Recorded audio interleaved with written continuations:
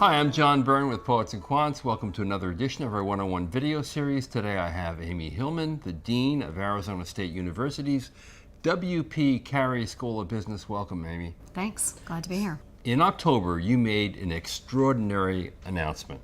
You said that every incoming student to your full-time MBA program will be fully supported by scholarship. How come?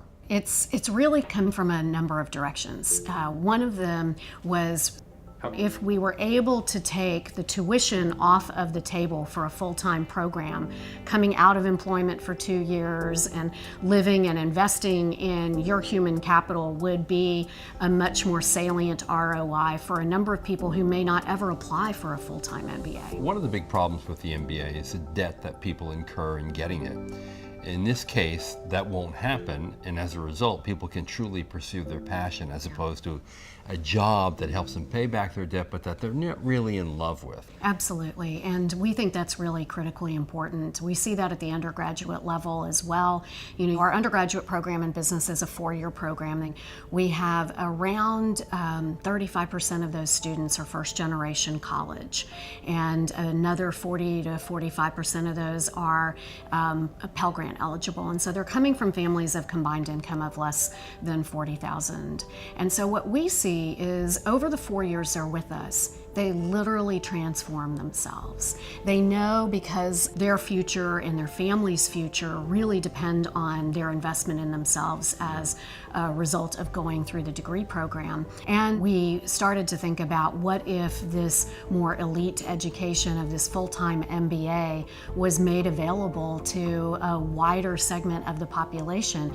How might they advance their organizations and really the economy? So we got very excited about the type of student who might come into a full-time MBA program who otherwise might not even think about applying. So how do you think this will change the student mix?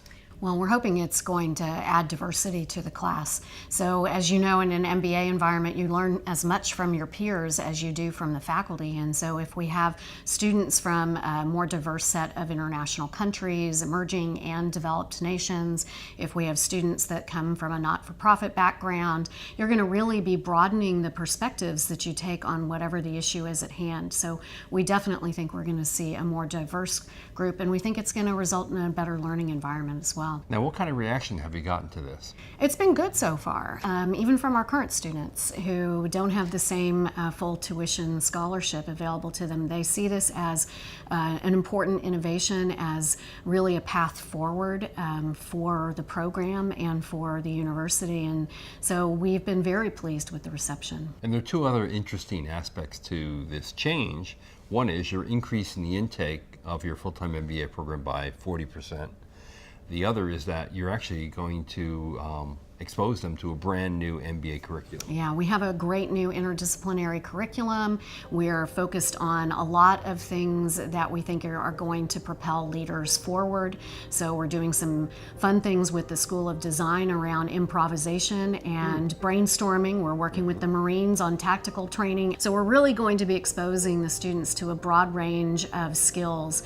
And certainly we've always been a small program. We think that's a big part of our competitive advantage, but we will not be opposed if the program grows. So we're at about 86 students we brought in this year, and if that goes to 100 or 120, we can still make this opportunity possible. And you're making the program more rigorous, so there are more credits that are required. We are. We're moving from 48 required credit hours to 60 to reflect the new curriculum. And of course, any full-time MBA program like ours is a rigorous one to get into, so we're looking for people that have had real success in their undergraduate endeavors and in their testing, and who have had significant work experience, and all the characters that we think are going to make it possible for them to lead into the future. And I know every dean has a love-hate relationship with rankings, but I've got to think that this has got to help your rankings. Well, I'm not sure. We'll see.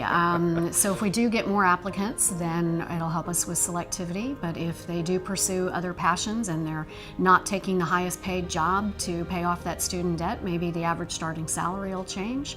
So it all depends. We'll see what happens. About this time next year, we'll certainly know about the incoming class. Amy, your best advice to an applicant who wants to take advantage of your full tuition offer? Don't come just because of the scholarship. Come because it's the right program for you, and will set your dreams up for the best way to succeed. Amy, thank you. Thank you. This is John Byrne with Poets and Quants. Thanks for watching.